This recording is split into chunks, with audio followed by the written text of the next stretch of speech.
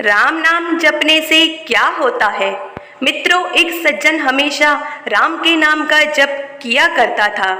अब समय बीतता जाता है और वह सज्जन व्यक्ति धीरे धीरे वृद्धा अवस्था के निकट पहुंचता है। इसलिए वह अब अपने कमरे में ही पड़ा रहता था। जब भी उसे शौच स्नान की आवश्यकता होती तो वह अपने पुत्रों को आवाज लगाता था और उसके पुत्र उसे ले जाया करते थे। लेकिन धीरे धीरे समय बीतने के साथ पुत्रों को आवाज लगाने पर भी पुत्र कभी आते तो कभी देर रात तक नहीं आते। वह सज्जन व्यक्ति कभी कभी गंदे बिस्तरों पर ही अपनी रात बिता दिया करता था। सज्जन व्यक्ति और अधिक वृद्ध अवस्था में पहुंच जाता है, जिसकी वजह से उसे कम दिखाई देने लगता है। एक दिन वह सज्जन व्यक्ति रात में निवृत्त होने के लिए जैसे ही अपने पुत्रों को आवाज लगाता है, तुरंत ही वहां एक लड़का उपस्थित होता है और बड़े ही कोमल स्पर्श के साथ उस सज्जन व्यक्ति को निवृत्त करवाकर बिस्तर पर लिटा जाता है। अब यह नियम प्रतिदिन का हो गया था। एक दिन उस सज्जन व्यक्ति को शक होता है कि पहले तो रात में जब भी मैं अपने पुत्रों को कई बार आवाज देता था तब भी वे नहीं आते थे, लेकिन यह तो आवाज लगाते ही उसी क्षण आ जाता है और बड़े ही कोमल स्पर्श के साथ मुझे निवृत्त करवा देता है। एक रात वह सज्जन व्यक्ति उस लड़के के हाथ को पकड़ लेता है और पूछता है, सच बताओ, तुम कौन हो? मेरे पुत्र तो ऐसे नहीं हैं।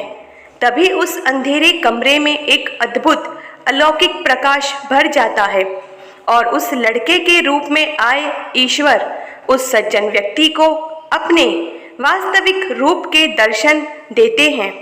यह देखकर वह सज्जन व्यक्ति फूट फूट कर रोने लगता है और रोते रोते कहता है, हे मेरे प्रभु, आप स्वयं इतने दिनों से मुझे निवृत्त कराने का कार्य कर रहे थे। यदि प्रभु आपको मुझसे इतना ही प्रेम है तो मुझे मुक्ति ही दे दीजिए। प्रभु कहते हैं, सज्जन व्यक्ति, जो आप अभी तक भुगत रहे हो वह आपके प्रारब्ध है।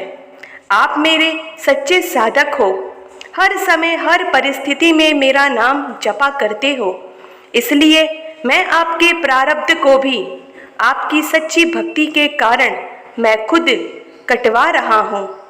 सज्जन व्यक्ति कहता है, क्या मेरे प्रारब्ध आपकी कृपा से भी बड़े हैं क्या? क्या आपकी कृपा मेरे प्रारब्ध को नहीं काट सकती? प्रभु कहते हैं, मेरी कृपा तो सर्वोपरि है, यह आपके प्रारब्ध को काट सकती है, लेकिन फिर अगले जन्म में प्रारब्ध को भुगतने के लिए फिर से आना पड़ेगा। यही कर्म का नियम है। इसलिए आपके प्रारब्ध मैं स्वयं अपने हाथों से कटवाकर तुम्हें इस जन्म मरण के चक्कर से मुक्ति देना चाहता हूँ।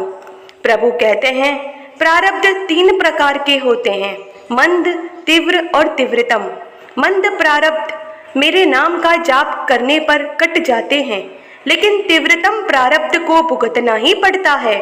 फिर चाहे आप इसके लिए अगला जन्म लेकर आओ, लेकिन जो हर समय श्रद्धा और विश्वास के भाव से मेरा नाम जपते हैं, उनके प्रारब्ध मैं स्वयं उनके साथ रहकर कटवाता हूँ और उन्हें तीव्रता का एहसास नहीं होने देता हूँ।